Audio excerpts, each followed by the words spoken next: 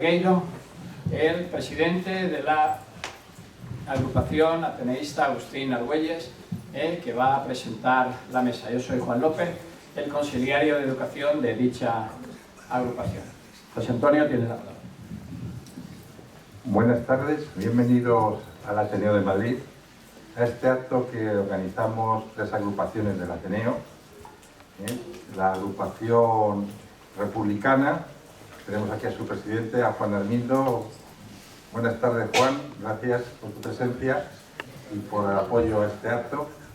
La agrupación Ángel Garma y su presidente Alfonso Gómez Prieto, que es una agrupación de psicoanálisis vinculada con los republicanos que tuvieron que salir de España al exilio, y la agrupación Agustín Argüelles, y yo soy el presidente, que también es una agrupación muy vinculada con el problema de la cuestión del exilio, como por ejemplo que da el nombre de nuestra agrupación, Agustín Argüelles, que tuvo que exiliarse a principios del siglo XIX precisamente por el absolutismo. Hoy estamos aquí para presentar un libro de los maestros republicanos, maestros y profesores de la Segunda República en Ávila. Para mí es un honor poder estar aquí dando estas palabras. Mi madre es maestra ya jubilada, y siempre pues en casa he percibido ese trabajo de los maestros y ese esfuerzo además de los maestros de izquierdas y republicanos, como es mi madre. Por ello, sin más preámbulos, voy a preferir que lleve el peso de todo nuestro coordinador, Juan López, que es el que ha organizado especialmente este acto, tan brillante como siempre, y que es el director del área de educación de la agrupación Agustín Argüelles, y también presidente del capítulo de educación de Arco Europeo Progresista. Además es inspector, como saben ustedes, de educación, y es una persona muy competente y que va a ahora llevar y moderar todo el acto. Pues Juan, te paso el testigo para ti.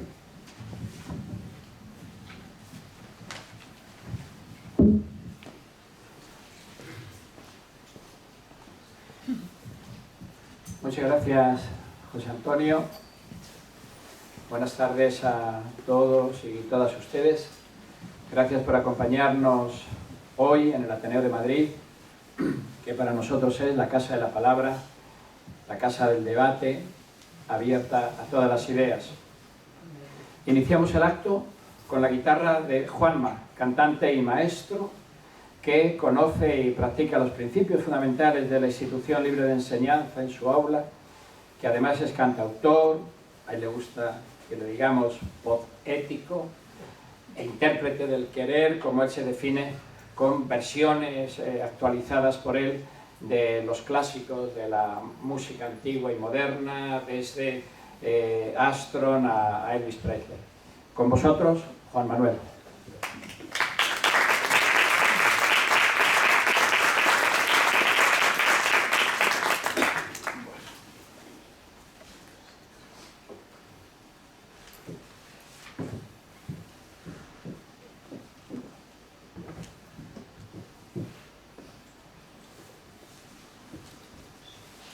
¿Qué tal? Bueno, Un guitarrista necesita estar sentado, esto lo he aprendido del flamenco.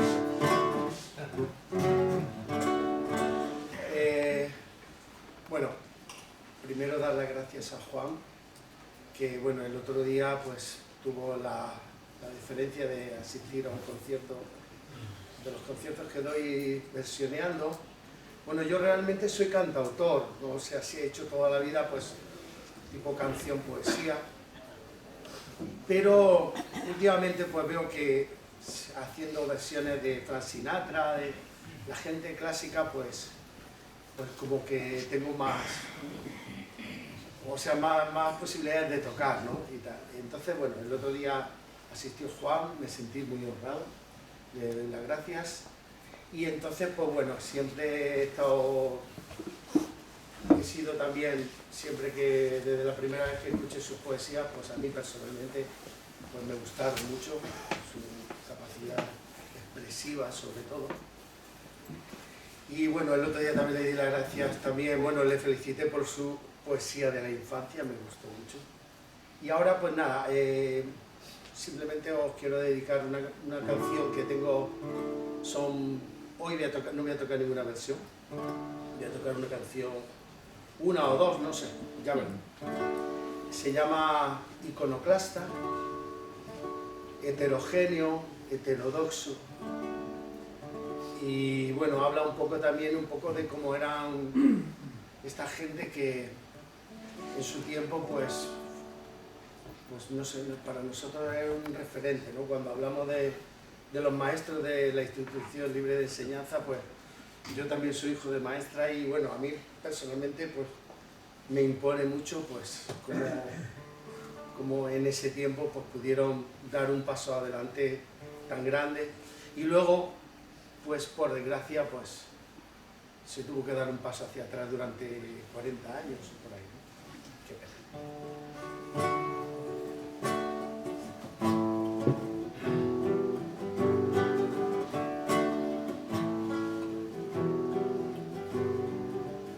Iconoclasta, heterogéneo, heterodoxo, agnóstico, libre pensante, libre amante, que busca libre el amor. Su universo está muy lleno de fantasías que ve realidad. Ese universo grande y pequeño es infinito y tiene final. Son contradicciones,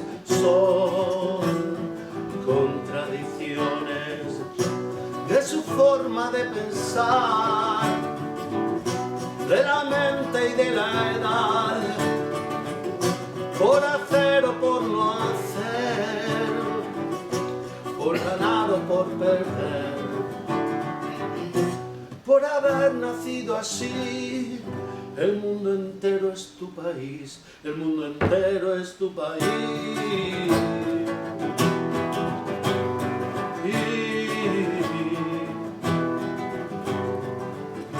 Cosmopolita, indigenista, un verso suelto sin encontrar, una batalla que libra sin armas contra la gente que piensa mal. Su universo está muy lleno de fantasías que ve realidad. Ese universo grande y pequeño son contradicciones, de su forma de pensar, de la mente y de la edad, por hacer o por no hacer, por ganar o por perder, por haber nacido así.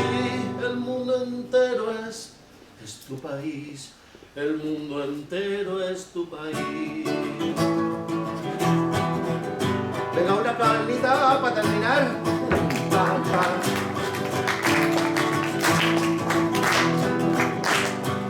Esa es ritmo terciario.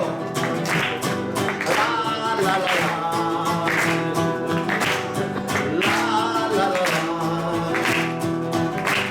Son contradicciones,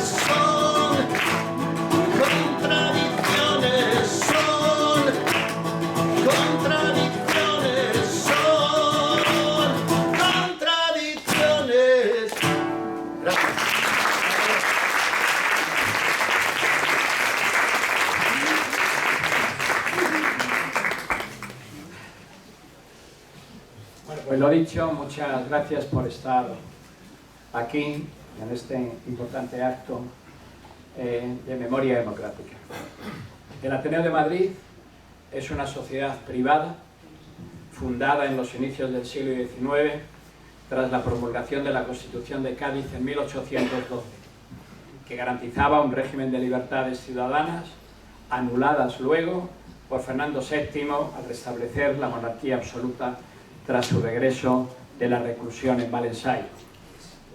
Pero superada esta etapa absolutista, en 1820, en el llamado trienio liberal, se vuelve a considerar la necesidad de afianzar en el país una mentalidad cultural y política abierta al diálogo, al debate y a la exposición de lo que en aquel tiempo se llamaba el tiempo de las luces. Esa es precisamente la función asignada al Ateneo Español, fundado en ese mismo año, 1820, a iniciativa de Juan Manuel de los Ríos. Pero en 1823, en esta España querida, se restaura otra vez la monarquía absolutista y los liberales se ven obligados a salir de España, fundando en Londres de nuevo el Ateneo Español, y con ese bagaje volverán a España en 1833. Siendo en 1835, al amparo de nuevo de los vientos liberales impulsados por la regente María Cristina de Nápoles, cuando se crea el Ateneo Científico y Literario, al que más tarde se añadirá el epíteto de artístico, nuestro Ateneo actual, fundado por el duque de Rivas, mesoneros romanos y Alcalá Galiano, entre otros. El Ateneo, a lo largo de su historia, ha ido pasando por diversas sedes, desde el Palacio de Abrantes hasta su actual ubicación en Prado 21. Antonio Cánovas del Castillo inauguró esta sede en 1884, con un famoso discurso al que acudieron los reyes de España. Desde su fundación, el Ateneo ha sido un espacio de encuentro para intelectuales, científicos, artistas y políticos, y a lo largo de su historia ha acogido a figuras destacadas como Emilia Pardo Bazán, Miguel de Unamuno, Fernando de los Ríos, Manuel Azaña, que lo presidió, el citado Cánovas del Castillo, Ramón y Cajal, Agustín Argüelles y muchos más que pueden ver en nuestra galería de ateneístas ilustres, donde ahora estamos incorporando mujeres socias ilustres que no estaban cuando llegó la actual Junta Directiva, que se encontró con doña Emilia Pardo Bazán como única ateneísta femenina. El Ateneo ha sido testigo de importantes movimientos literarios y políticos, desde el romanticismo hasta nuestra transición democrática. Su biblioteca, por otra parte, se ha convertido en un recurso valioso para investigadores y estudiantes, consolidando su estatus como un bastión del conocimiento y de la libertad de expresión. Por el Ateneo han pasado 6 presidentes de gobierno, todos nuestros premios Nobel y los representantes más significativos de la generación del 98, del 14 y del 27. El Ateneo de Madrid ha sido y es un pilar fundamental de la vida cultural e intelectual de España, promoviendo el debate y la libertad de pensamiento, lejos de toda polarización, de todo sectarismo, de toda crispación o cualquier demonización del que opina diferente. Abierto a todas las ideas y considerando que la diversidad de opiniones es una riqueza a preservar en esta institución privada liberal. Estamos aquí para la presentación de un libro de memoria democrática, porque somos, de Rafael Sánchez, sobre maestros republicanos de Ávila, represaliados por el franquismo posteriormente, aquellos docentes que durante la Segunda República se dedicaron a introducir ideas y prácticas innovadores de renovación pedagógica en las aulas, lo que constituyó, como afirma el autor en su libro, la edad de oro de la educación en Ávila. Y para ello están con nosotros el autor citado, Rafael Sánchez, maestro durante 40 cursos escolares, estudios por la UNED en Filosofía, Psicología y Geografía e Historia, coordinador de proyectos pedagógicos, seminarios y cursos educativos, investigador en 9 proyectos educativos, medioambientales y culturales para la Junta de Castilla y León. Autor del libro Basílica de San Vicente de Ávila, Orígenes precristianos, ediciones Disidencias de un escorpión, Ávila 2017. Investigador de la represión a los maestros y profesores republicanos de Ávila y autor del capítulo correspondiente a esta provincia en el libro colectivo Muerte y represión del Magisterio de Castilla y León, Fundación 27 de Abril, León 2010. Autor del libro porque fueron, somos, maestros y profesores de la Segunda República en Ávila, editorial Dr. Book, Ávila 2024, que nos reúne hoy aquí. Editor del libro Recuerdos de una niña, de María Teresa Miñambres Becerra, Ávila 2013, sobre la guerra civil y la posguerra. Publicados en torno a 200 artículos de investigación, opinión y creación en diversos medios de comunicación, tanto en papel, periódicos, libros y revistas, como en digital. Colaborador y lector de poesía propia en actos culturales poéticos en Ávila, como hoy podrán comprobar. Exposiciones individuales de pintura en Ávila y Madrid. Está también con nosotros Mila Caue, doctora en Psicología Clínica, nieta de Constantina Cerrudo y Aquilino Ductor, maestros de Navalonguilla, sometidos a juicio civil y militar y posteriormente restituidos al magisterio con el castigo de tener que vivir separados, ella con destino en Lleida y él en Longuinos, Segovia. Divulgadora en medios, Mila, divulgadora muy reconocida en medios de comunicación.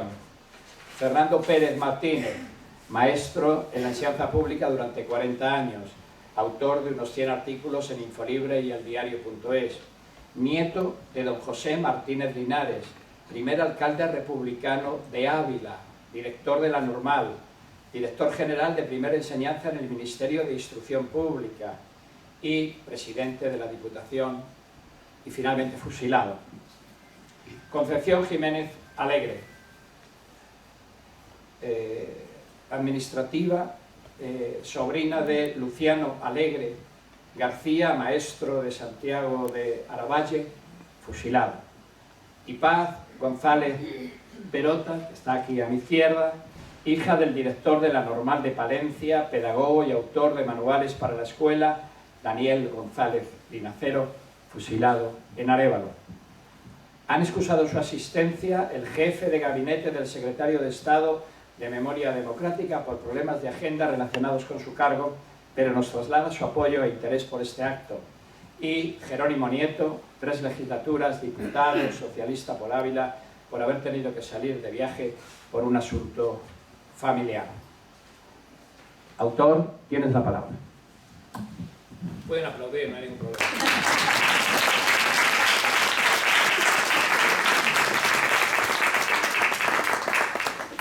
Buenas tardes a todas, todos, amigos, amigas. Juan, perdón un momento, ¿habría posibilidad de unas sillas o algo? Sí, van a venir 30 sillas más, sí. 3 filas. Vale, porque me da apuro que estéis tantas personas detrás, así que tranquilos que dentro de poco traerán unas sillas.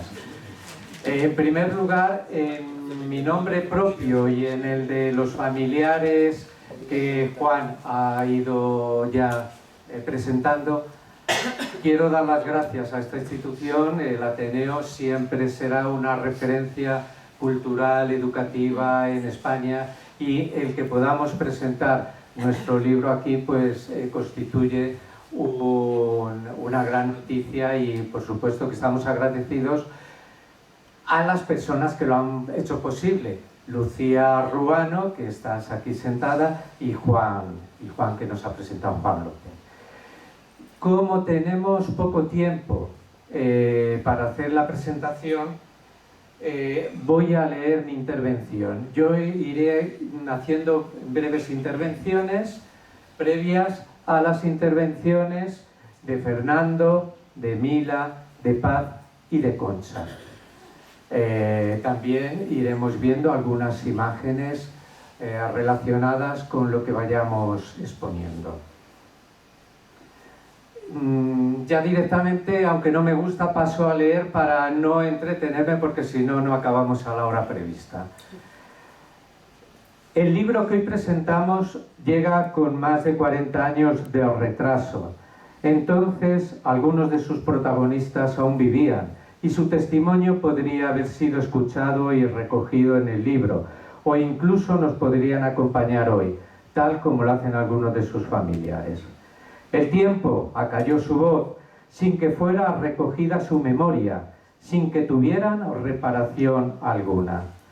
Otros muchos de los protagonistas del libro llevan casi 90 años de olvido en alguna cuneta o en algún cementerio. El pasado lo debemos conocer yendo a las fuentes documentales y fuentes testimoniales.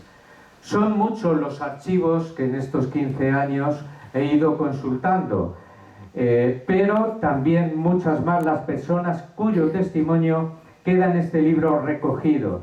Y de ahí nace un inmenso sentimiento de gratitud hacia todas ellas, hacia todos ellos. El listado de agradecimientos es largo y queda reflejado al inicio del libro. Muchos de los informantes, debido a su edad, han fallecido antes de que el libro viera la luz.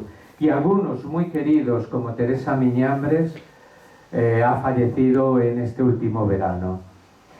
Porque los testimonios que están recogidos en el libro y el hecho de que algunos familiares hayan escrito en él acerca de su padre, abuelo o tío asesinado o represaliado, hacen que de alguna manera este sea un libro coral. Nos acompañan en la mesa pues algunos de los familiares que han escrito. ¿Por qué de esta investigación? Bueno, hace como más de 15 años yo me preguntaba, digo, ¿qué sería de los maestros, profesores que durante el tiempo de la República estuvieron en Ávila y qué pasó con ellos a raíz del golpe militar? Porque aparte de haber algunos estudios relacionados con las misiones pedagógicas, no había ningún estudio. Como ha dicho bien Juan en la presentación correspondiente a mi persona, he sido 40 años maestro. Conoces a mucha gente, los compañeros saben cómo piensas, también las personas que te van conociendo.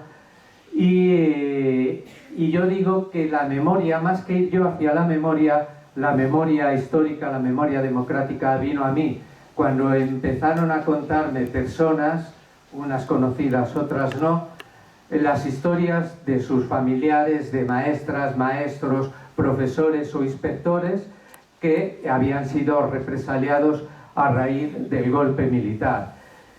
Fue como parejo el yo interesarme por un tema totalmente desconocido en Ávila, como el que estas personas se acercaran a mí. Por tanto, ya fue un deber moral el hacer la investigación y el libro correspondiente, porque o yo lo contaba o nadie lo iba a contar. Y todas estas víctimas necesitan una reparación. Ha sido un trabajo de memoria y soledad, de soledad y emoción, intensa cuando escuchas a los hijos, los nietos, los sobrinos de los fusilados y represaliados. Cuando lees partes de defunción, autopsias terribles, ¿no?, en las que a las mujeres se las mataba de diferente manera que a los hombres. Eso pasaba en Ávila. O cuando manejas documentos por ellos escritos, y de impotencia cuando lees documentos de los golpistas vencedores llenos de falsedades, injurias y mentiras. Esas falsedades, injurias y mentiras no las he recogido en el libro, porque tenían una finalidad: degradar a todos estos grandes educadores. Entonces no consideraba que no era necesario, ¿no? He contado aquello que me han contado sus familiares, aquellos testimonios también que he recogido de antiguos alumnos o que he recogido en pueblos. Seguí adelante por el deber moral de rescatar del olvido a estos grandes educadores, de hacer justicia a sus familiares, de construir historia y verdad. Estamos convocados por la memoria de los olvidados. Ellas y ellos llevan décadas de silencio, cuando no de mentiras construidas a su alrededor. Si estuvieran aquí, nos darían las gracias y por unos momentos recuperarían esa sonrisa suya perdida. Dirían que recordarlos no es un acto de reabrir heridas, es de curarlas. Porque la herida no se cura echando tierra sobre ella, sino sacándola a la luz y al aire. Y aquí están hijos, nietos o sobrinos sanando heridas, abrazando esas ausencias tan largas. Porque estamos en la presentación de un libro, pero estamos haciendo un homenaje a estas personas que fueron olvidados. Este libro ha sido posible gracias al apoyo de mi pareja, hija, familiares de los maestros y algún amigo. Ninguna administración, grupo político o sindical o entidad de cualquier tipo estuvo nunca detrás. Las víctimas de sucesos trágicos, como lo fue la Guerra de España, y que fueron víctimas de violaciones de los derechos humanos, precisan de alguna forma de reparación y justicia, y de que sus nombres y su tragedia sean inscritos en la memoria colectiva. Este libro intenta cumplir ese objetivo, siendo además en sí mismo un homenaje por el cuidado que hemos puesto en su edición. Como habréis comprobado, de alguna manera hemos querido recordar a los libros de aquella época en la propia edición. Aquí tenemos imágenes, fotografías de algunos de los maestros, profesores e inspectores que en el tiempo del terror caliente del verano del 36 fueron asesinados en nuestra provincia. Este es un acto de sumación simbólica de sus vidas, de reconocimiento de su anhelo por una España mejor, de su convicción en que la extensión de la educación y el avance de la calidad de esta iban a ser herramienta para mejorar la vida de sus conciudadanos, sobre todo de los más desfavorecidos. Los años de la Segunda República fueron años de auténtica fe en la educación, como ni antes ni después ha habido. Fe en la educación como herramienta de conocimiento, de justicia, de cambio. Os decía que este es un acto de sumación simbólica, porque hay asesinados cuyos restos nunca han podido ser encontrados, como los de Daniel González Linacero, director de la Normal de Palencia y auténtico educador, escritor, intelectual. Uno de los referentes en esos años republicanos fue Daniel González Linacero.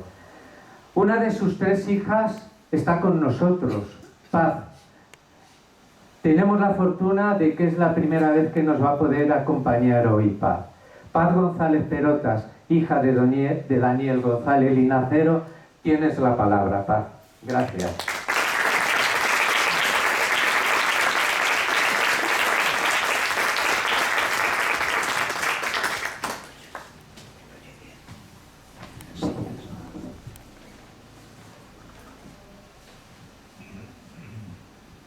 Buenas tardes a todos. Reunidos hoy aquí en este acogedor Ateneo de Madrid para presentar este libro Porque fueron somos, de Rafael Sánchez, he de decir que, como en otras, aprovechamos para hablar de nuestros represaliados. Somos hijos o familiares de personajes interesadamente dejados en la más absoluta oscuridad y nos negamos a ello. Queremos y debemos rescatarlos del olvido. Y hoy, recordándolos, lo rendimos un merecido homenaje a tantos que fueron un ejemplo a seguir de ideales y compromiso social, para que su recuerdo no se olvide nunca, porque su delito fue enseñar a pensar y soñar con transformar el mundo. No es nuevo este deseo de los familiares de reivindicar la memoria de las víctimas, a las que arrebataron sus vidas por defender sus ideales y principios constitucionales del gobierno legítimo. Yo soy Paz, una de las 3 hijas de Daniel González Linacero. Era profesor de Historia y director de la Escuela Normal de Magisterio de Palencia. Yo no tengo apenas recuerdos de él, pero por mi madre sé que era familiar, muy cariñoso, y a pesar de su trabajo nunca dejó de dedicar ratos a disfrutar con nosotras en juegos y de paseos con mi madre. Amó entrañablemente la profesión de pedagogo. No se adelantó a su tiempo, no solo se adelantó a su tiempo desterrando arcaísmos educacionales e implantando en las aulas pautas de acción que hoy gozan de total actualidad. sino que se entregó en cuerpo y alma a los jóvenes. Para ellos escribió libros de texto, con el fin de cumplir la misión de sembrar conocimientos.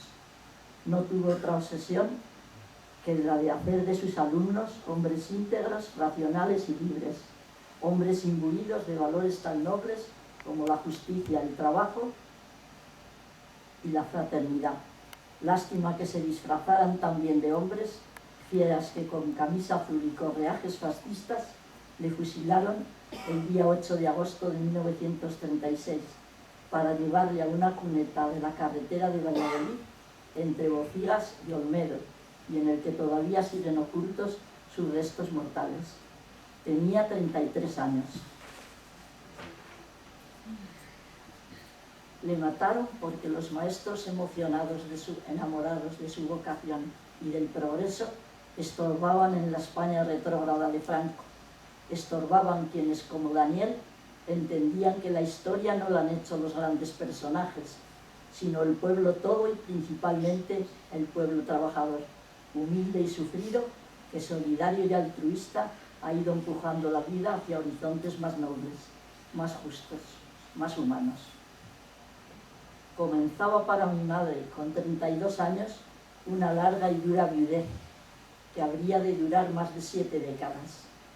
Se instaló con las 3 hijas en su ciudad natal, Arévalo, y se vistió de luto. En mucho tiempo no salió de casa, no retornó jamás a Palencia. Le tocó sorber hasta la última gota el cáliz de su tragedia.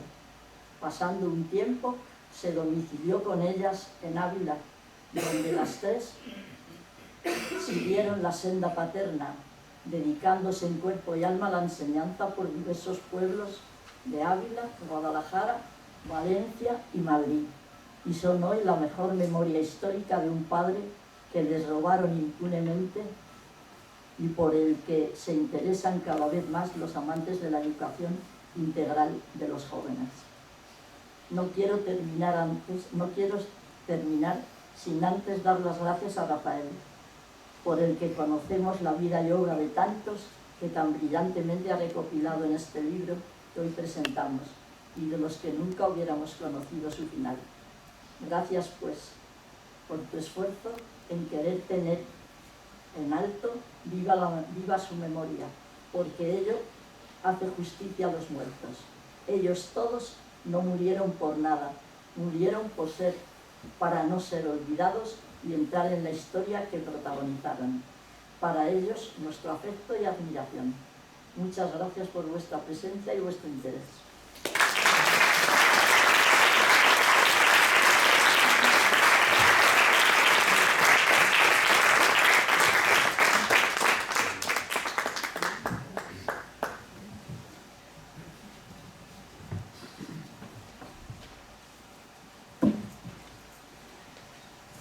Muchas gracias, Paz, por tus palabras tan emocionantes y de justicia hacia tu padre.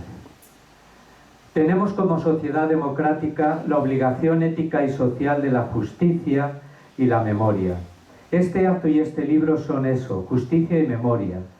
Ellas y ellos no están, pero aún viven hijos, nietos, sobrinos que han sufrido con sus seres queridos y que han tenido que callar las historias de sus vidas, que han tenido que esconder en muchos casos, en muchas ocasiones, el nombre de sus padres o madres, abuelos, tíos, como si tuvieran encima un estigma de culpabilidad que había que ocultar cuando lo que tenían era el dolor intenso de la pérdida y del silencio. Aquí esta foto que estamos viendo es muy significativa porque están 3 de los maestros juntos, 3 de los maestros asesinados. Eran los directivos en Ávila del sindicato socialista de trabajadores de la enseñanza. En las 3 familias han callado durante décadas, han sido perseguidos en la ciudad de alguna manera, hasta Teresa Miñambres, cuyo padre es el que Tomás, que queda a la derecha arriba, ¿no? La señalaban hasta que con las raíces tenían que haber acabado, ¿no? Han tenido que sufrir todo eso. A la izquierda tenemos a Máximo de Miguel, fue asesinado, su hermano también maestro, su padre maestro, su hermana maestra fueron represaliados, cambiados de... bueno, un drama. Son dramas auténticos que son difíciles de imaginar, ¿no? Hasta que no te los cuentan. Y ves cuánto sufrimiento, cuánto silencio ha habido como para que ahora no podamos curar esas heridas, como para que ahora no podamos hablar de ello. En nuestra provincia coincidieron en aquellos años muchos profesionales de la educación que portaban una alta preparación profesional y un gran entusiasmo. Unos eran de la provincia, otros provenían de fuera de ella, pues Ávila tenía un gran atractivo para muchos docentes. Era una provincia próxima a Madrid, que además de ser la capital de España, era un auténtico hervidero cultural y político. La llegada de tantos funcionarios foráneos fue vista por los sectores conservadores abulenses como un auténtico peligro para el cómodo orden que ellos controlaban. También hubo maestras y maestros abulenses que eran de origen rural, de padres y madres campesinos, humildes, algo ilustrados, que tengo testimonios de que para ir a estudiar desde el pueblo les llevaban los padres, el padre, en caballerías hasta la ciudad de Ávila, y allí les dejaban para que estudiaran magisterio, porque los padres querían que tuvieran otro futuro, no la vida de campesinos. De campesinos ya sabemos todos cómo vivían en aquella época, ¿no? Y lo que se podía estudiar, por supuesto, en Ávila eran nada más para maestra o maestro. El golpe militar fue en periodo vacacional. Como os he dicho antes, muchos maestros y profesores de la normal eran de fuera, y eso les salvó la vida porque habían vuelto a sus ciudades de origen. Probablemente a los abuelos de Mila Caue, Constantina y Aquilino, eso les salvó la vida porque estaban en Madrid.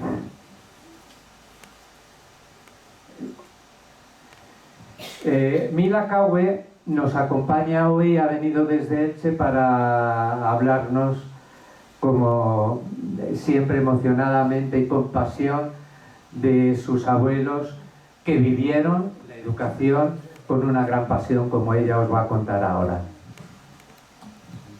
Gracias Rafa.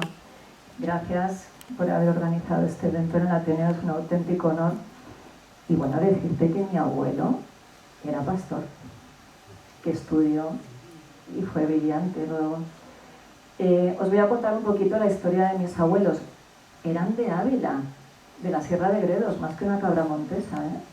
O sea, que eran abulenses, pero era maestro mi abuelo y maestra mi abuela. Y aquí siempre me gusta contar con muchísimo orgullo, Andrés es mi hijo, que venimos de una saga de más de 200 años de maestras a las que he podido seguir gracias a registros, además en la provincia de Ávila y Salamanca. Mis abuelos, como habéis visto, y esta es la tradición, a sus hijas les daban educación. Mis abuelos se conocieron en la Normal de Ávila estudiando, y ellos querían ya que sus hijas estudiaran en la universidad aquí en Madrid. Y para ello cogieron un piso aquí cerca de la calle Atocha, en la calle Antonio de Armona, para que las niñas ya pudieran ir a la universidad aquí en Madrid. Y en vacaciones, pues venían en julio, estaban aquí en el piso de la calle Antonio de Armona. Y la guerra les pilló aquí. Pero, por ejemplo, el hermano de mi abuelo, que estaba de maestro en Horcajo de la Ribera, al día siguiente de estallar la guerra fue fusilado por ser maestro en Horcajo de la Ribera. Si mis abuelos llegan a estar en sus plazas de Navalonguilla y de Titulcia, probablemente habrían sido fusilados al día siguiente o no tardando. Pero les pilló en Madrid todo el conflicto. Al ser dos maestros mayores, ya pasaban los 50 años, 50, 54, En ese momento el gobierno republicano, sabéis que se sacaban a los niños de Madrid, muchos se marcharon a Rusia, y a muchos niños de Madrid sobre todo se les asignó a colonias en el Levante español para que no pasaran por los horrores de la guerra. Y a mis abuelos se les asignó la colonia infantil número 34, que está en la carretera de Elche a Santa Pola. Si vais a Alicante, allí todavía la casa sigue en pie. Y estuvieron los 3 años de la guerra con 100 niños de Madrid en esa colonia infantil. Cuando volvieron de Madrid, acaba la guerra, el Socorro Rojo desapareció, suben con los 100 niños al tren y se presentan en Capitanía General aquí en la Puerta del Sol para entregar a los niños a sus familias, y en ese momento piden ser restituidos a sus plazas en Ávila y les dicen que ya no tienen plaza de maestros y que además se les somete a los dos a juicio militar, civil, de depuración. No entendían nada. Afortunadamente para mí, sabéis que estos archivos se han desclasificado recientemente, hace un par de años probablemente. Hemos tenido acceso a ellos y las declaraciones, bueno, no os podéis imaginar la jartada a llorar cuando ves las declaraciones, las acusaciones falsas, cómo se tienen que defender. Nada tenía sentido. No entendían qué habían hecho, de verdad, personas absolutamente entregadas al proyecto educativo para que los niños españoles salieran del estado de miseria y de ignorancia en el que se encontraban, como consecuencia del proyecto de la Institución Libre de Enseñanza. Realmente abrazaron, yo creo que todos los maestros, esta iniciativa de educar a todos los niños. Vuelven a Madrid, pasan por estos juicios tremendos y, bueno, se quedan sin las plazas de maestros, toda una vida enseñando. Mi abuela tiene que dedicarse a... Lógicamente se quedan sin sueldo. Se tiene que dedicar a coser guerreras de los soldados, y mi abuelo, ya con 50 y muchos años, se tiene que dedicar a barrer la Plaza de Toros de Madrid, la Plaza de Toros de las Ventas. Yo no me quiero imaginar cómo se debían sentir, pero bueno, pasan los juicios y finalmente se les restituye, pero se les sigue castigando, como decía Rafa, sigue la humillación, y además al matrimonio lo separan. Se manda a mi abuela, se la envía a la comarca del Soleràs, en Lleida, en Cataluña, y a mi abuelo se le envía a Lodingos, en Segovia. Y el matrimonio está separado los años que les quedaban de seguir de maestros, y con 2 hijas muriéndose de tuberculosis en Madrid, aquí en el Hospital del Rey, enviando el sueldo que les daban pues para salir adelante, y realmente con gran desesperación. Bueno, yo quería hablaros en todo este proceso, porque como ha dicho Rafa, todas las familias, los descendientes, los que nos hemos encontrado, compartimos algo en común: el silencio. No se hablaba de esto en nuestras familias, sabíamos que había un dolor profundo y no se hablaba. Yo os quería compartir en todo este tiempo que nos conocemos. Por cierto, quiero deciros cómo conocí a Rafa, porque en una noche calurosa de agosto de Barcelona me dio por meter el nombre de mi abuela en Google Search y apareció una de los primeros bocetos que tenía de investigación, y me puse en contacto con él, y a raíz de ahí pues empezamos a hablar, publicación del libro, etc. Y os quería compartir un poco este proceso, y los que estáis de descendientes, que hemos compartido en muchas sesiones, me lo diréis, que ha ido cambiando dentro de nosotros, y creo que es muy importante con todo lo que estaba diciendo Rafa. A raíz de empezar con todo esto, vengo del mundo de la psicología, empezó a interesarme el trauma transgeneracional, que sobre todo se ha estudiado en descendientes del Holocausto, pero yo me estaba encontrando con la misma sintomatología en todos nosotros. Familias en las que no se hablaba, pero familias que llorábamos de verdad, con un dolor casi inexplicable. Pablo, te he visto ahora que estabas también ahí con tus ojitos llorosos. Vamos a hablar mucho. ¿Por qué? porque desde la psicología os puedo decir que trauma silenciado, trauma no sanado. Sabemos en terapia que para sanar hay que hablar, es una parte muy importante de la sanación, de la terapia. Y afortunadamente en terapia también sabemos que lo que tenemos que hacer es facilitar espacios seguros donde las víctimas o sus descendientes podamos hablar, podamos compartir. A veces no sabemos muy bien qué, pero hay un dolor profundo que está instaurado. Y llevamos hablando mucho en todas estas sesiones y hablamos, yo os diría, estáis escuchando nuestra voz, nos estáis viendo a nosotros, pero son ellos los que están hablando. Son ellos los que nos han pasado toda esa memoria y nos estáis escuchando a nosotros, estáis escuchando a ellos a través de nosotros. Nosotros solamente les estamos dando la voz a ese dolor por el que pasaron ellos. Los traumas también se tienen que superar, y esto lo sabemos en psicología. Ante un mismo trauma, el contexto, el apoyo que se tiene en el contexto es crucial. Una persona que sufre un trauma y no tiene apoyo, es muy probable que nunca lo supere o incluso llegue a consecuencias no muy deseables. Pero cuando una persona que sufre un trauma tiene apoyo, puede superarlo y puede sanar. Y nosotros nos estamos encontrando en todas las presentaciones que estamos haciendo, yo por lo menos lo estoy viviendo así, os quiero explicar esta experiencia personal, un apoyo tremendo, hay un cariño. Cada vez que hablamos, la gente que venís, lo que nos expresáis, todo este apoyo que podamos estar hablando, por ejemplo, en el Ateneo. Y hoy tengo aquí también a la directora del Archivo Histórico Provincial de Alicante. Os he dicho que mis abuelos estuvieron en Elche, Alicante. Fue una de las primeras personas también que contacté, María del Olmo. Y bueno, contacté más o menos como con Rafa y me dijo, ¿pero tenéis algo de tu abuelo? Le dije, sí, pues tengo 3 libros. ¿Los donarías al Archivo Histórico? Y como venimos de este mundo de silencio y de callarnos, yo me acuerdo que la miraba y decía, ¿pero os interesa de verdad? Y yo veía la cara de María y, claro, claro que sí. Y además los han estado exponiendo en todas las exposiciones que se hacen de las colonias infantiles. María, recordarás el primer día que expusisteis el libro en una presentación de colonias infantiles. Yo lloraba y lloraba y lloraba. No me preguntéis de dónde, del alma, de esto que estoy diciendo del trauma transgeneracional. Y he llorado muchas veces. Lloré en la exposición que se hizo en la Biblioteca Nacional sobre las colonias infantiles. Hemos llorado en muchas de las presentaciones, pero estamos sanando, porque nos estáis apoyando.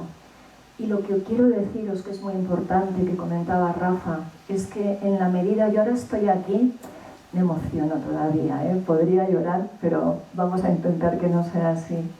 Vamos sintiendo que vamos sanando. Cuando sanamos individualmente, también sanan nuestras familias. Ese silencio ya no está. Pero es que cuando sanan las familias, también sana la sociedad.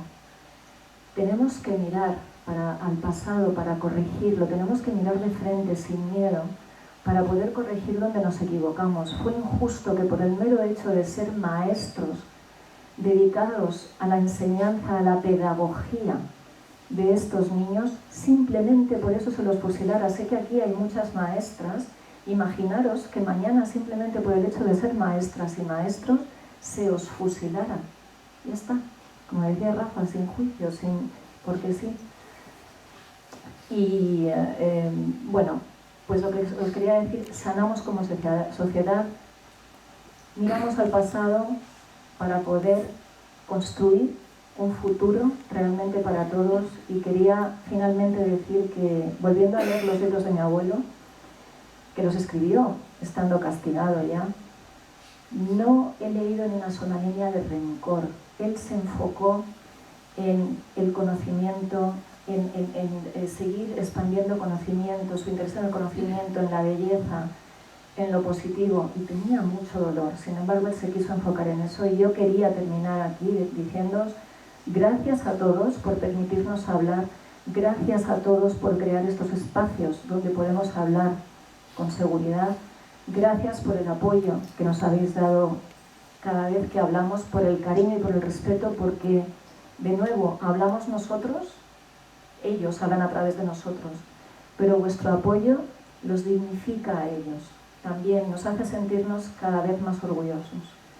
Yo hace poco encontré un artículo también de dos investigadores de la Universidad de Valladolid y de la Complutense que exponían el caso de mi abuela entera. Yo al principio decía, bueno, me gustaría a mi abuela que yo hablara de esto, pero yo cuando veo que los propios investigadores hablan con tanto respeto, tanta consideración, han hecho una interpretación tan magnífica por lo que pasaron esos maestros, que sentimos que todo esto va sanando.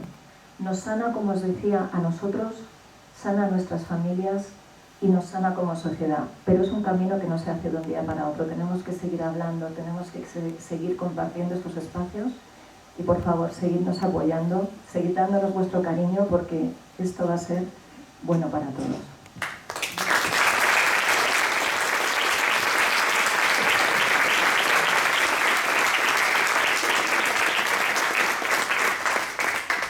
Muchas gracias, Mila, por tu profunda reflexión. Trauma transgeneracional. Quedémonos con la idea. Hemos hecho ya bastantes presentaciones. Esta es la 16 que hacemos. Pero sí que os quiero decir algo. Esto es fuera papel, fuera del guión. Hemos presentado el libro y hemos hecho también talleres en la Facultad de Educación de Ávila. 200 alumnos diferentes nos han escuchado y saben lo que ocurrió.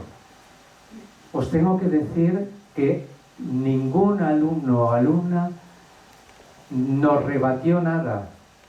Estuvieron emocionados. Hubo alumnas que lloraban y nos decían que no sabían nada, que nunca nadie les había contado nada. Mi pregunta es, ¿qué hemos hecho mal? ¿Qué hemos hecho mal? Porque decimos, los jóvenes nos interesan, los jóvenes viven en otro mundo, los jóvenes no saben. Esa es la conclusión que me saqué después de pasar por la Facultad de Educación de Ávila. Como os decía, este es un acto de memoria y homenaje, memoria histórica y democrática, sí. También memoria compasiva, como diría Juan Carlos Mestre, el gran poeta. Y memoria colectiva, como la llamaba el filósofo francés Maurice Salvat, que murió en los campos de concentración nazi. Estamos construyendo memoria más allá de relatos históricos construidos. En nuestra provincia, al menos 38 fueron los asesinados entre maestros, profesores e inspectores de educación. La mayoría, 32, a manos de elementos afines al golpe militar de julio del 36. 6, sin embargo, fueron asesinados por milicianos anarquistas en el sur de la provincia, aunque 3 de ellos eran de izquierdas.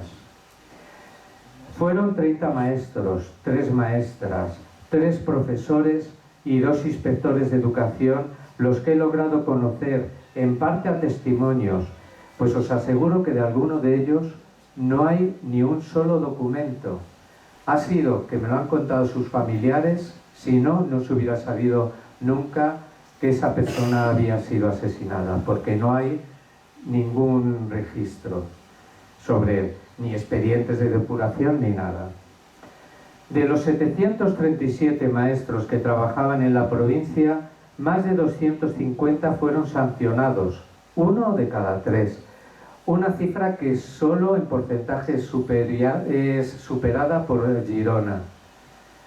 Con su expulsión definitiva o por unos años, además de con su traslado forzoso y todos con una inhabilitación para la vida cultural, política y de cargos educativos.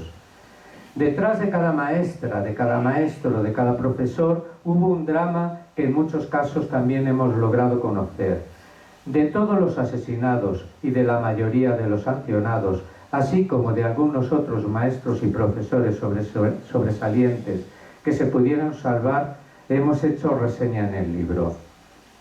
Varias de estas reseñas, como os he dicho antes, han sido escritas por los familiares.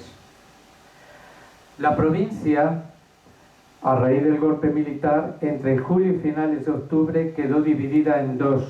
Hubo dos retaguardias. La represión fue muy cruel. En nuestra provincia fueron 4 los maestros fusilados junto con sus hijos, también maestros o maestras. Entre ellos, don Nicanor Madejón, que le vemos en la foto, y también señalado de amarillo su hijo su hijo Amancio. Los dos, Amancio había acabado ese año ya magisterio y empezaba, ya había hecho los cursillos y empezaba a ejercer en el curso 36-37. Los dos fueron fusilados juntos, pero fueron 4 los casos en Ávila. Algunos maestros de los valles del Tietar, Alberche y de la cabecera del Tormes que pudieron pasar a zona republicana se encuadraron en fuerzas militares para la defensa de la República. En el valle del Tietar se formó un batallón que se le llamó de campesinos, pero también cuando llegaron a Madrid se les llamó el batallón de los maestros, porque había 7 maestros, he localizado a 7 maestros de la provincia de Ávila que estaban en ese batallón, pero se les llamó en un reportaje que se publicó en esos momentos, se les llamó el batallón de los maestros. En los pueblos próximos a Barco de Ávila fue notable esa ebullición renovadora y muy cruel la represión contra ellos. Uno de los asesinados fue Luciano Alegre García, maestro natural de la Lastra del Cano. Su sobrina Concha Jiménez Alegre nos acompaña. A Concha no escribe en el libro porque Concha la conocimos en una de esas presentaciones del libro. En Barco de Ávila se nos acercó y nos dijo: soy sobrina de Luciano. Y bueno, desde entonces pues ha hecho una gran amiga y nos acompaña hoy para hablar de su tío y de su familia. Muchas gracias, Concha, por estar aquí.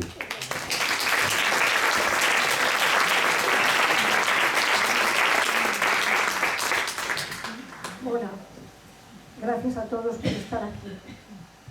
Yo quiero empezar diciendo que tras décadas de salir de esa neblina que dejó al país sumido en la oscuridad y abrió heridas que aún siguen sangrando, siento la necesidad profunda de dar voz a uno de aquellos maestros silenciados, dejar testimonio de su pasión por la enseñanza y de su vida truncada y de lo que su ausencia significó para su familia. Desde el corazón agradezco a Rafael su libro, que nos acerca a la dolorosa realidad que vivió la tortura y quienes la defendieron. Aquellos hombres y mujeres solo querían un país despierto, sin alfabetismos, frente a quienes preferían que fuéramos topos incapaces de ver. También agradezco a Federico Gamo, que me regaló el libro y sin saberlo abrió el camino que me trae hoy aquí. El primer contacto que tuvo mi tío con la cultura fue a través del maestro en la escuela. Su padre, un hombre con un profundo amor al saber, alimentó en él esa misma pasión, esa vocación de la cultura por llevar el conocimiento a todos. Ese amor a los demás fue también la causa de su muerte. Mi familia, mi abuela, su madre, ya viuda, y sus hermanos, quedó paralizada por el dolor y el miedo, yéndose en boca de todos, a saber lo que escondía en su casa. Y mi abuela, una mujer fuerte que abría las puertas para que cualquiera pudiera entrar y ver lo que allí había, pues solo era dolor y desesperación. 2 de los hermanos de Luciano se acababan de incorporar al frente. A uno de ellos, el mismo día siniestro, le recogieron en el pueblo y se lo llevaron. El otro estaba en Madrid y le tocó en el otro bando. Ambos ajenos a los intereses de los que mandaban, luchando uno contra otro, apoyando, en uno de los casos, a los mismos que le dieron la orden de acabar con la vida de su hermano. Él se libró de ir por ser el mayor e hijo de viuda. Conservo su mesa camilla, testigo mudo de sus sueños. Era un hombre joven, lleno de proyectos, enamorado, rebosante de vida y de ilusión. Ilusión por vivir, por ayudar a su familia, dar estudios a las hermanas pequeñas. Quería contribuir a un país más justo. Ocurrió de la siguiente forma. Llegaron al pueblo unos desconocidos, seguro que para él no lo eran tanto. Se decía que le habían ofrecido afiliarse a la Falange y él lo había rechazado. Preguntaron por Luciano Alegre y se presenta. No se esconde, no tenía nada que ocultar. Era un hombre libre. Lo meten en un coche y de la forma más cruel y más cobarde le dan 2 tiros a pocos kilómetros del pueblo, en la carretera que va de Barco hacia el parador de Gredos, y lo dejan tirado en una cuneta. De esa forma tan violenta acabaron con sus sueños, con la ilusión que alimentaba su pasión, y dejan sumida a su familia en el dolor, en el desgarro, en el miedo, en el silencio.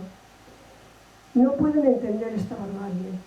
Él era un hombre honesto, amable, solo le movía el afán de ayudar a los más débiles, a los que no tenían medios para estudiar.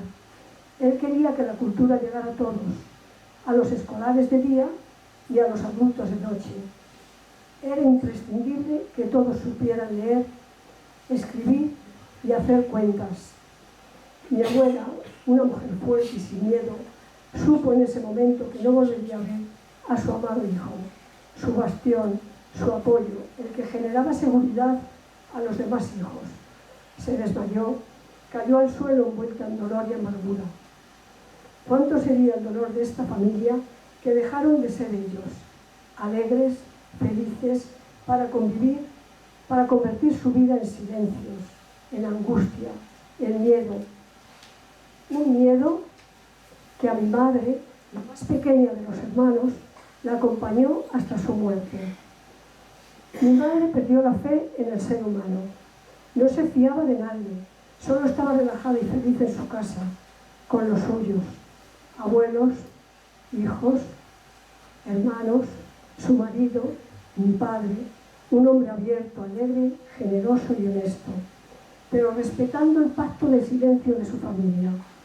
Mi madre, una mujer inteligente, desconcertada, muchas veces ausente, igual que mi abuela. Cuando nos oía cuidar un castaño que había plantado mi tío poco antes de este terrible suceso, allí junto al castaño, todos los veranos, ella se sentaba en una piedra, con su mirada enfocada hacia el infinito, mientras nosotros correteábamos por allí, ajenos a sus pensamientos. Ahora sé en lo que pensaba, en su amado hijo, en silencio, guardando su dolor para ella sola, cuidando aquel arbolito, testimonio silencioso, nutriéndolo. Subíamos agua y abono y lo poníamos alrededor. Hoy es un hermoso castaño, un testigo vivo. Me hubiera gustado abrazarla fuerte, ayudarla a ganar la batalla a sus pensamientos, transmitirle todo mi amor, que se sintiera querida y acompañada en su dolor. Nunca se habló de aquel terrible día, como dice una amiga, gracias amiga, el silencio que nos protegió. Eso, justo eso pensaba mi familia, pero nos privó de saber por ellos. Hablando podían haber aligerado su peso, su dolor. Eran 5 hermanos y todos callaron. Me sigue doliendo ese silencio. Me hubiera gustado tanto haber podido compartirlo. Desde aquí sé que ellos están presentes, creo en la conciencia universal, les digo, os quiero, os admiro y os respeto. Yo, al igual que todos mis primos, vivimos sin saber nada. Se nos ocultó el dolor, no el miedo. Cuando volví a mi pueblo tras una prejubilación y comencé a bajar a Barco, mi madre me repetía una y otra vez, no bajes otra vez a Barco, pero no añadía nada más. Fue mi tío quien llegó a mí, a través de una estupenda mujer de Santiago de Aravalle, que supo que era de la Lastra y me preguntó si conocía a Sabina, el nombre de mi madre, pues en ese pueblo ejercía mi tío y se llevaba a mi madre y a otra hermana de vez en cuando. Ahí empezó todo. Muchas gracias por escuchar mi testimonio y hacer visible la figura de Luciano Alegre, silenciado hasta ahora, como tantas otras víctimas de aquella barbarie. Mi tío, cuyo cadáver fue reconocido por una de sus hermanas, también maestra, está enterrado, según una lugareña con la que hablé, en la zona civil del Camposanto de los Llanos. Fue en el término de ese municipio donde lo asesinaron. A él, que ha sido un mártir, uno más, también se legó un entierro adicto, acompañado de los suyos, arropando a su familia en ese doloroso duelo. Vuelvo a agradecer a Rafael su esfuerzo porque los jóvenes conozcan nuestra historia, esta historia triste y lamentable, para que no se vuelva a repetir. Lo más hermoso que posee el ser humano es la libertad, el amor y la paz, que solo se consigue si nos respetamos. No importa lo que cada uno crea. Muchas gracias.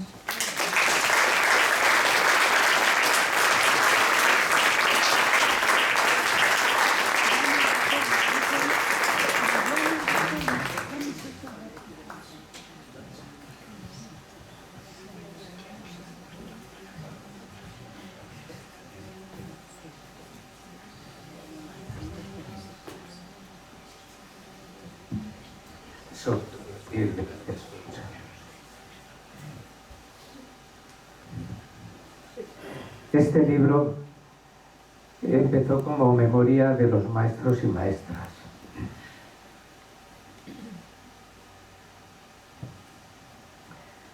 Luego lo amplié a profesores e inspectores de educación.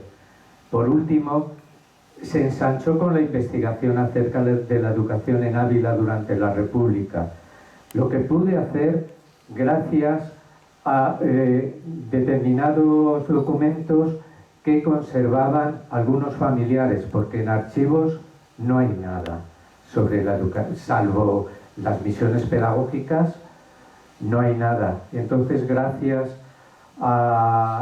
sobre todo a una memoria del abuelo de Fernando, y gracias también a que un maestro que se pudo exiliar, que no le fusilaron porque la mujer suya era de una familia con mucho poder en Ávila, se exilió y se llevó al exilio 50 números de magisterio abulense, que ahí recojo una foto. Pues gracias a esos documentos y algún periódico del periodo republicano que se hizo en Ávila, pero que se han conservado muy pocos ejemplares, pude construir un poco lo que fue esa que yo he bautizado y que antes Juan ha dicho, Edad de Oro. Y vi que hicieron cursos, boletines, congresos, que tenían una gran fe en la educación, que además fueron capaces de hacer desde principios del 32 hasta julio del 36 un boletín semanal. Ese boletín Magisterio Abulense era semanal en una provincia como Ávila. Pero ¿cómo se pudo llegar a eso? Pues porque había un entusiasmo tremendo. Por eso la represión, claro, por eso me expliqué por qué en Ávila había sido la represión tan brutal, porque se había producido una eclosión, una fuerza educativa y cultural en Ávila enorme. Se hicieron, además de los cursos, del periódico, como os he dicho, había una asociación que se llamaba Unitas, que estaban a ella asociados 3/4 partes de los 727 maestros y maestras que había en Ávila, o sea, casi todos, que recibían, por tanto, ese boletín con noticias pedagógicas, en un boletín en el que escribían esas maestras y esos maestros, en el que se ponían en contacto, en el que hacían concursos entre ellos, para entre ellos seleccionar cuál era el mejor maestro o maestra, con viajes a Madrid, por ejemplo, para ver el Colegio Cervantes, que era el buque insignia de la Institución Libre de Enseñanza, y volvían a Ávila y escribían qué castillos en el aire nos habríamos hecho, que nos creíamos que en Madrid se hacían cosas mucho más innovadoras, si resulta que lo estamos haciendo aquí en Ávila. Lo que vieron que se hacía en Madrid se estaba haciendo en Ávila, ¿no? Salió también, gracias a la iniciativa de José Martínez Linares, el abuelo de Fernando, que al tiempo era el primer alcalde republicano y socialista de Ávila, y también era director de la Normal, ¿no? Y peleó pues por muchas cosas. Estamos precisamente entre Fernando y yo pues investigando más sobre su abuelo, porque fue totalmente borrado la historia, nadie conoce nada de él en Ávila, y queremos hacer un libro en homenaje suyo. Sin más, os cedo la palabra a Fernando Pérez Martínez, nieto de José Martínez Linares, y como todos los aquí presentes y en la mesa y algunos de los que nos acompañáis, ya un gran amigo nuestro. Fernando.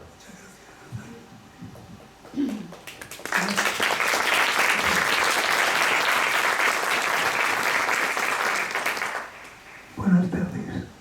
Muchas gracias por su presencia, por su interés. Y quería agradecer ante ustedes el trabajo, el esfuerzo y el valor de aquí Rafael en la elaboración de ese libro único en lo que yo conozco, que se refiere a Ávila, y sobre todo reciente. Yo le agradezco el que haya sido capaz de quebrar ese decreto de silencio y de olvido dictado por las autoridades oscuras que en el año 36 traicionaron su juramento y volvieron las armas contra el pueblo y contra el Estado que se les había proporcionado.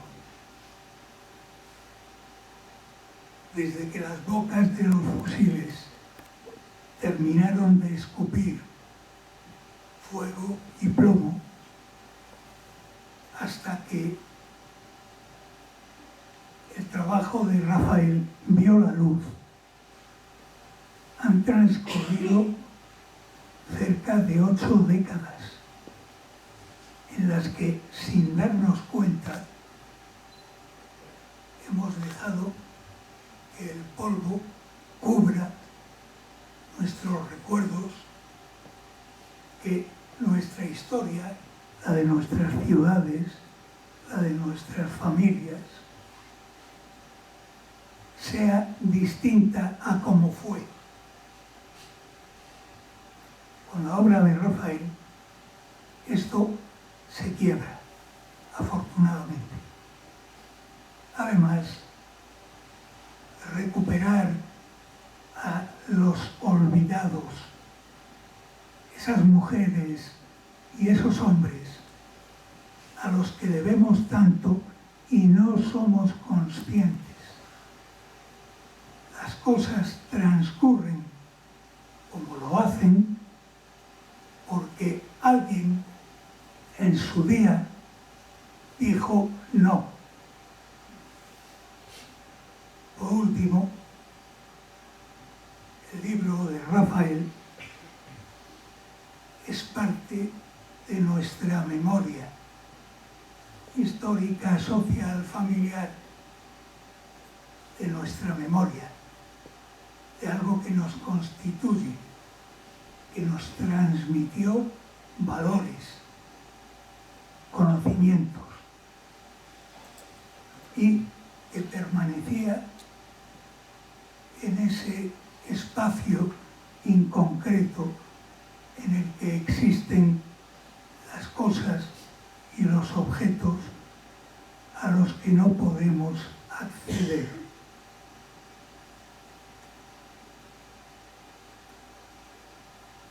José Martínez Linares era un intelectual madrileño de Las Rozas.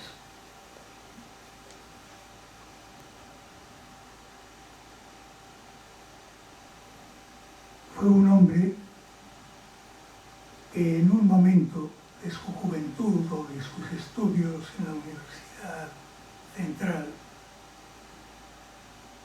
comprendió que el fermento educativo, cultural que arrastraba su país, nuestro país,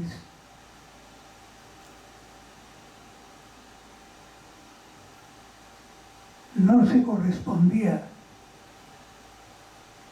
con el pueblo, con la infancia, con la juventud, que los años 20 pisaba la tierra y se hacía notar.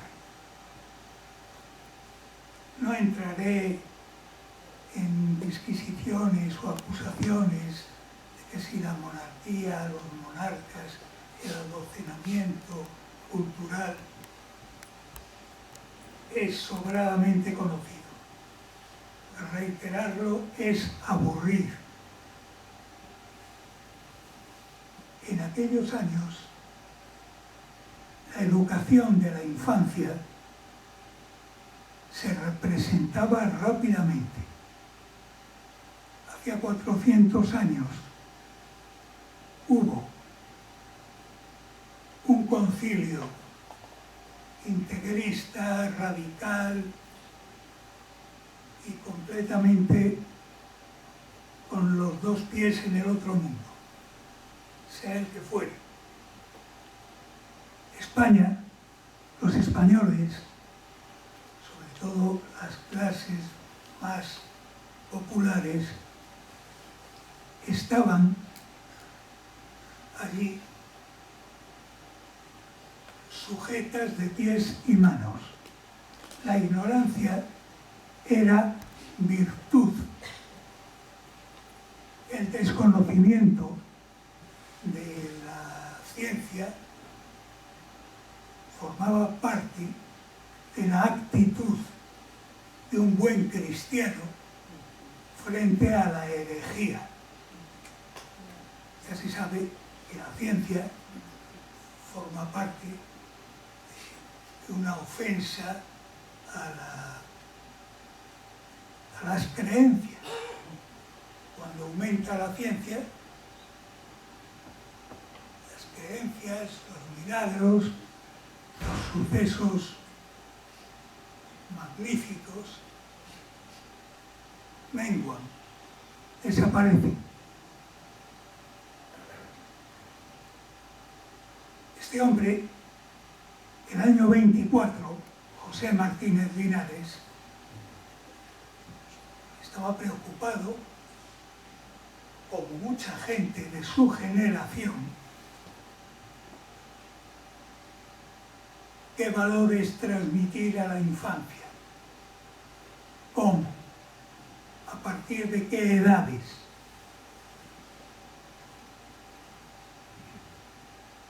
La escuela tradicional, escuela entre comillas, no me gusta emplear escuela en esto.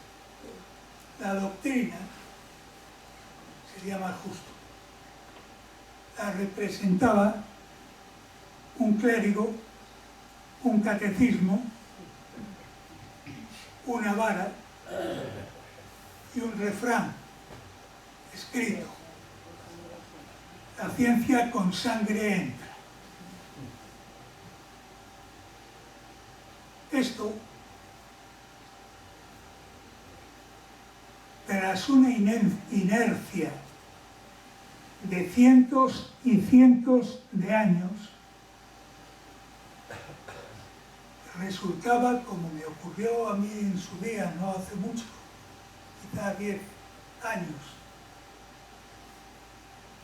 que cuando una alumna de un colegio que visitaba, muy alegre, me señaló un trabajo que habían hecho en su clase. Están todas las religiones, todas. Tú estás ahí también. Miré aquello y le dije que yo no estaba ahí, porque yo no practicaba religión alguna. Yo soy ateo, sin ofender a nadie. Y la niña no sabía que ser ateo era una manera de ser mujer, hombre, actual, sin, insisto, ofender a nadie. Ser ateo,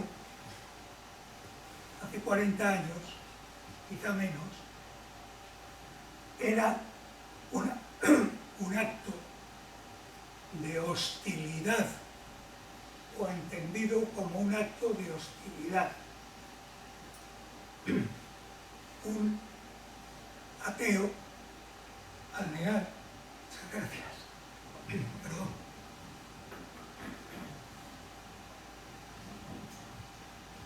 al negar la existencia de Dios,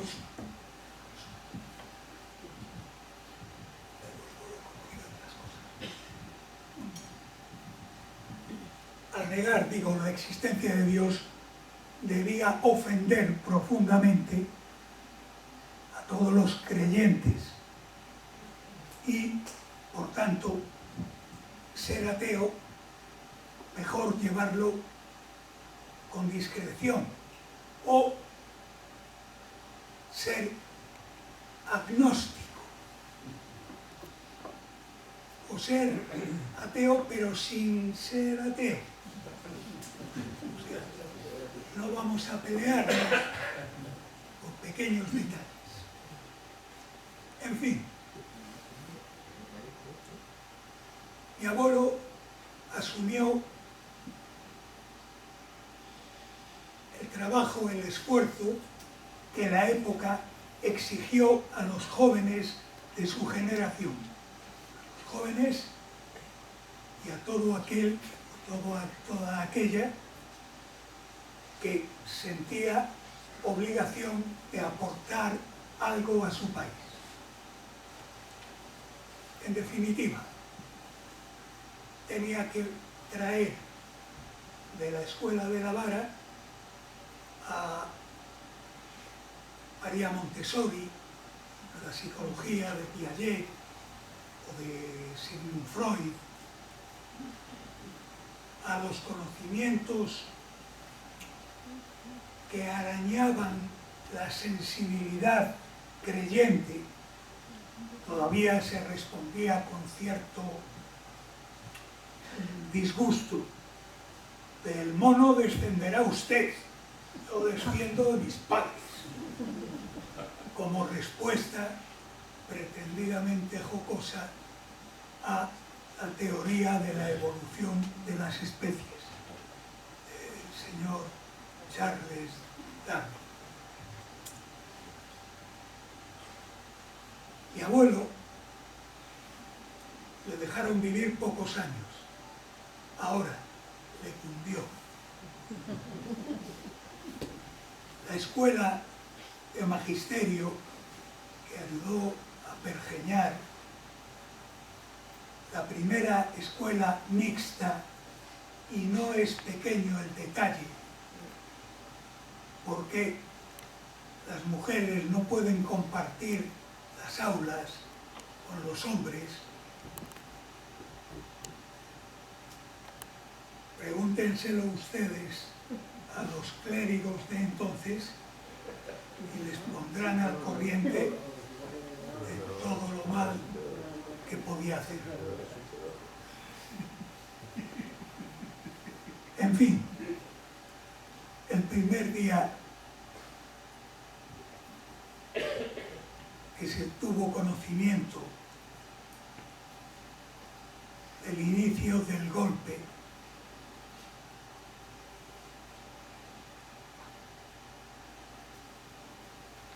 José Martínez Linares estaba, junto con otros compañeros, pues siguiendo con inquietud las vicisitudes que la radio contaba.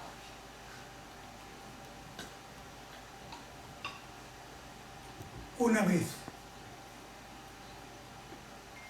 que apareció por Ávila un grupo de militares, me figuro que malamente pertrechados, pero no había fuerza que oponer.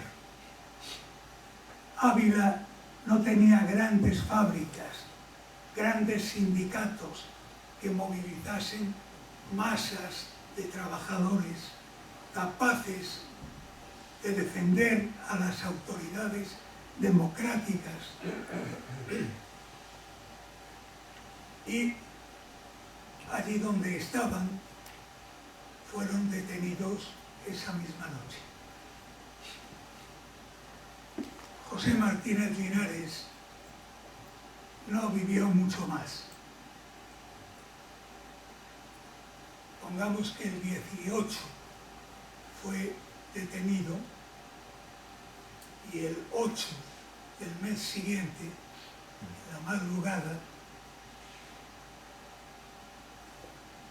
junto con otros compañeros de encierro, fue trasladado en un camión a las inmediaciones del cementerio abulense.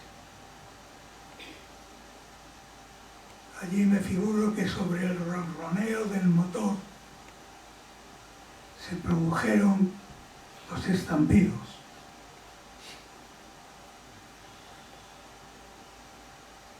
Hoy recordamos a José y a sus compañeros de infortunio, líderes en el sostén y divulgación de la ilustración entre nuestro pueblo, la higiene, la alimentación, las artes, las ciencias, el cinematógrafo, el teatro, eso que forma parte de los pueblos, hoy lo tienen asumido los abulenses. Quizá no sepan quién o en qué escuela se formaron esas mujeres y esos hombres, esas maestras y esos maestros que les trasladaron esa luz para siempre. Matilde, maestra, esposa de José Martínez Linares, Matilde Mayén Marifons, mi querida abuela, a ella sí la conocí poco tiempo.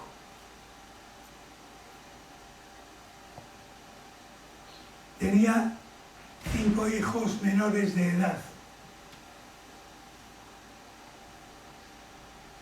Le mataron al marido, les mataron al padre. En pocos días, los registros en su vivienda, las amenazas, la inseguridad con la que vivían. Ella tenía 3 niños y 2 niñas. Y por allí pasaba cualquiera que llevase un arma, un uniforme o una boina con los colores de moda. El caso es que su hermano, clérigo, que fue allí para darle protección,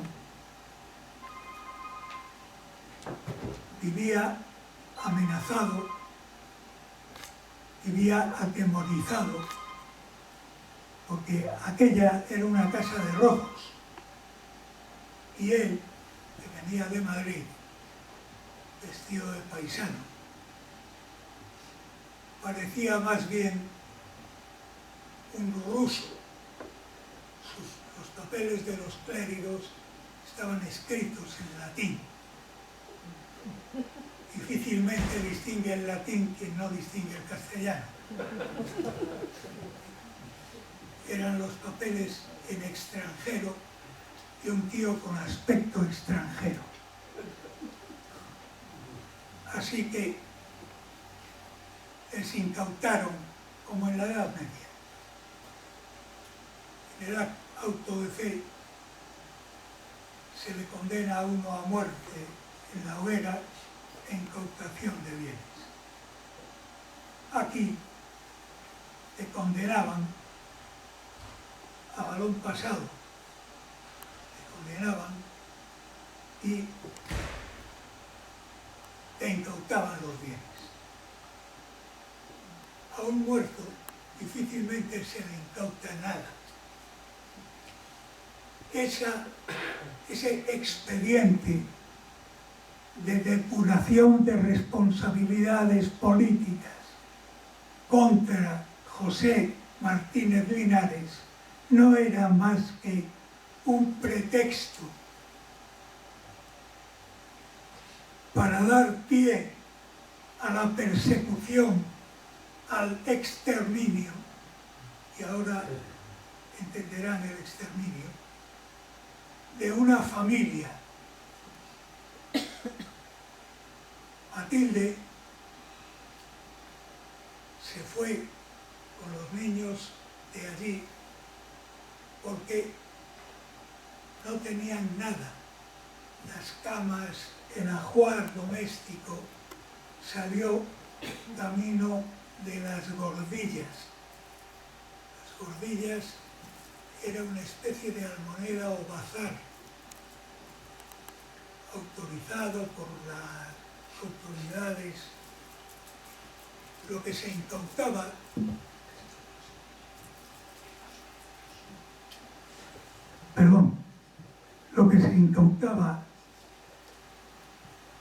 a los enemigos pasaba a alquilarse o a ponerse a la venta. Ignoro los cauces, no soy especialista, pero he visto los papeles. En definitiva, Matilde se refugió durante un tiempo en un pueblo abulense y cuando recibió la sanción tuvo que marchar al último pueblo de la línea con Francia, Aragüés del Puerto. En Madrid, bajo custodia familiar, quedaron los dos chicos mayores para estudiar. Los pequeños se los llevó Matilde y allí estuvo sobreviviendo entre enfermedades, plagas, frío, hambre y todas las calamidades que ustedes quieran imaginar. Termino con una gota de esperanza. Uno, este país jamás ha gozado de tanta libertad y bienestar como en los últimos 40 años. Quiero agradecérselo a la generación de José y de Matilde y de toda su generación que pusieron el esfuerzo y el sacrificio y no han podido disfrutar de sus resultados. Hoy seguimos luchando por la Ilustración. No os voy a contar nada del mundo que no estéis aburridas y aburridos de ver en televisión. Esa gente disparatada que pretende recuperar el cetro del poder absoluto que tantos miles de años ha costado a la autoridad menguar. Muchas gracias por su atención.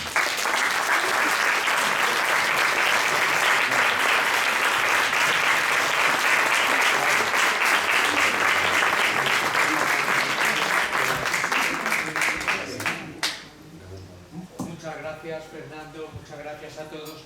Como antes os comenté, en algún momento hemos comentado, este es un libro colectivo, de alguna manera. Entonces queríamos acabar el acto leyendo un poema escrito por Miguel Velayos, gran poeta y gran amigo, que se incluye en el libro. Flores y muertos. Hemos llevado flores a los pozos para honrar a los muertos. ¿Cómo es posible ahora, después de tantos años, recorrer los vestigios de la noche? ¿Hasta cuándo podremos resistir tanta muerte interminable, tanto frío interminable, tanta duda interminable? El dolor nunca cede ante la muerte si la muerte perdida se firma en los despachos, si la muerte terrible se anuncia como un rito en los congresos. ¿Ocurre en otras casas? ¿O es que este país parece empeñado en el rapto de sus hijos, en la muerte baldía de sus hijos, en los pozos terribles de sus hijos? La muerte no termina si la historia se inunda con las aguas oscuras de Pilatos, con la risa cobarde de Pilatos, con las togas compradas de Pilatos. Ocurre en otros mapas, o se hallan nuestros pueblos trabajando la sangre. Ocurre en otras noches, en otras latitudes de dolor bañadas por las tumbas que alumbran las luciérnagas o los campos sencillos, los pozos más anónimos del tiempo conjuran la verdad del nuevo día. El dolor nunca cede ante la muerte. Hemos llevado flores a los muertos. Muchas gracias por vuestra atención.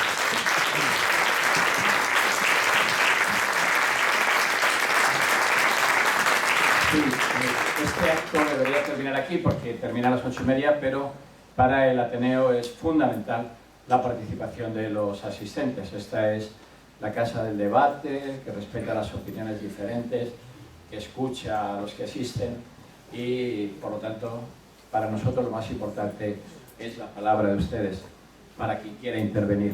Luego tendremos el protocolo fundamental cuando se presenta un libro, que es la firma del libro por el autor. Tienen ustedes la palabra.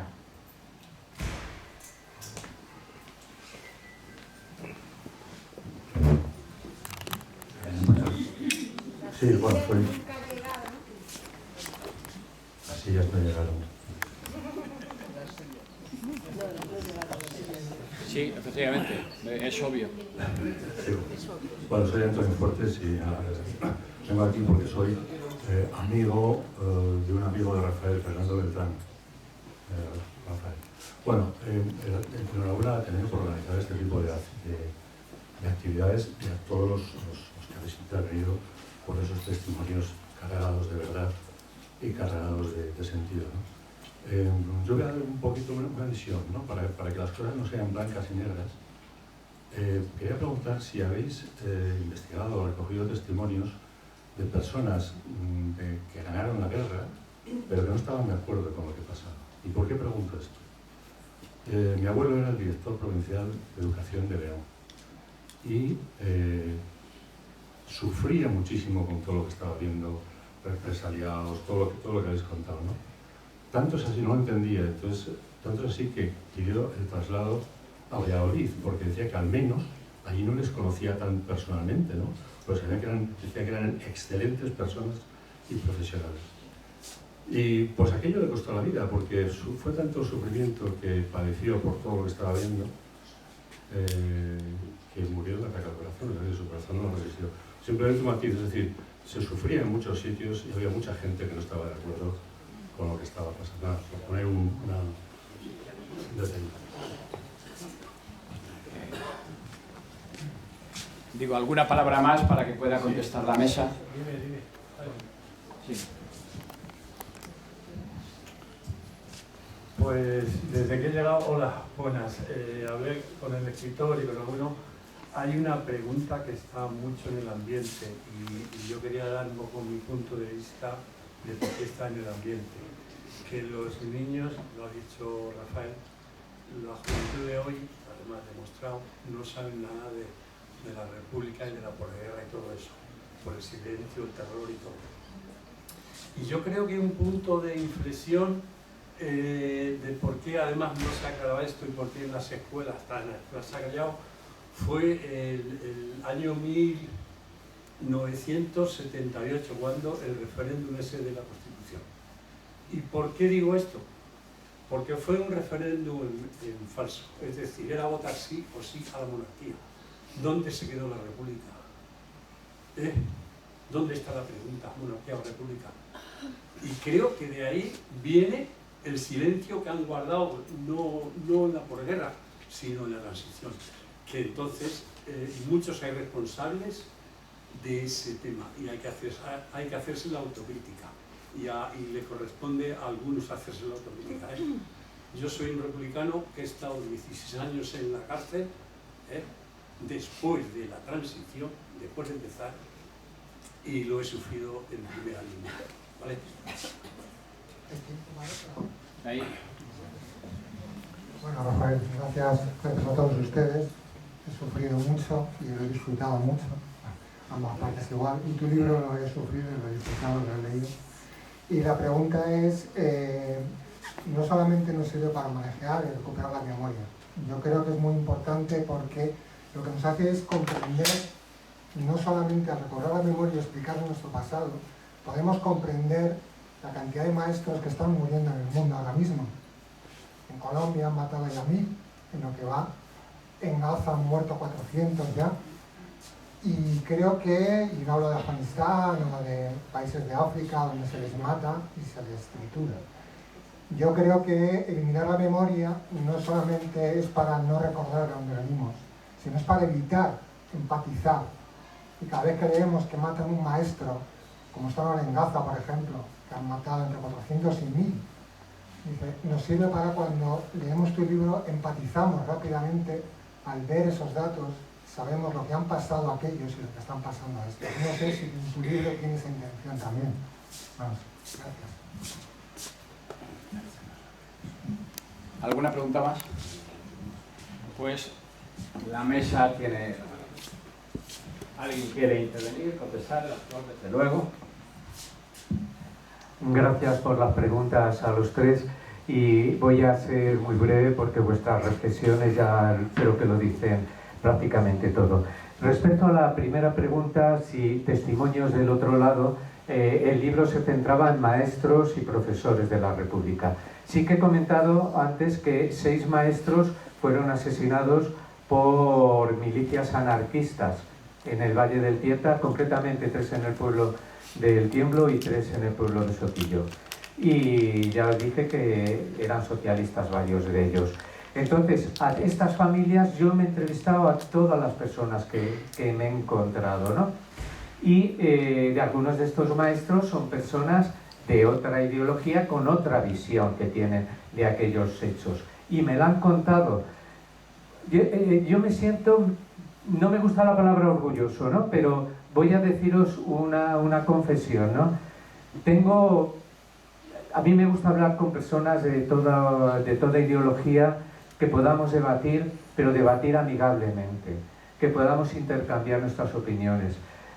Tengo conocidos de una ideología conservadora que me han dado las gracias por el libro.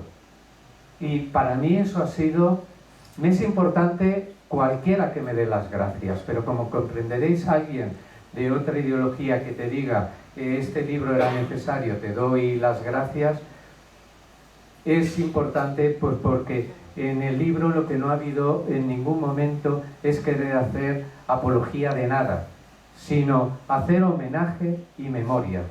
Esa era mi intención, porque yo creo que es cómo tenemos que tratar la historia, no para llevar la historia, construir una historia favorable a nuestra ideología, ¿no?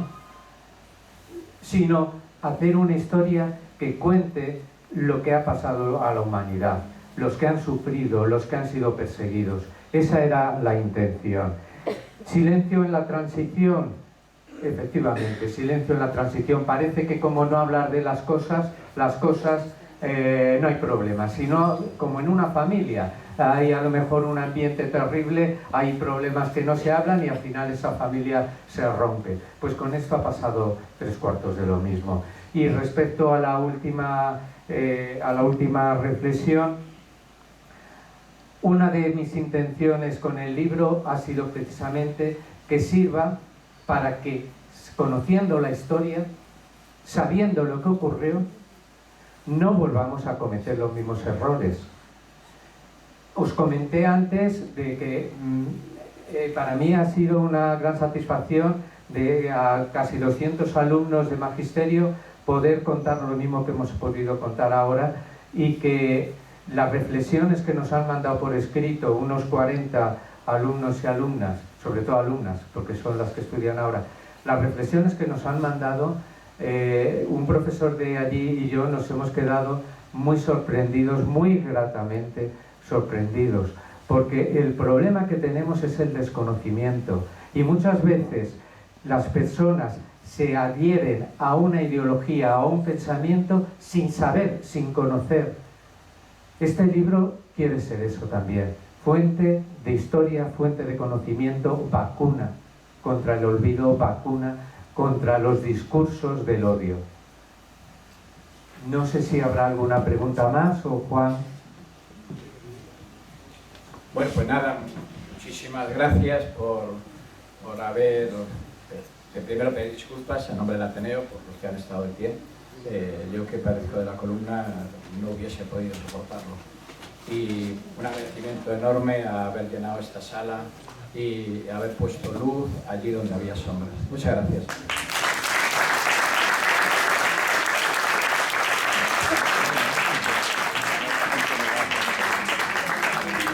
Ahora es el momento de la firma del autor.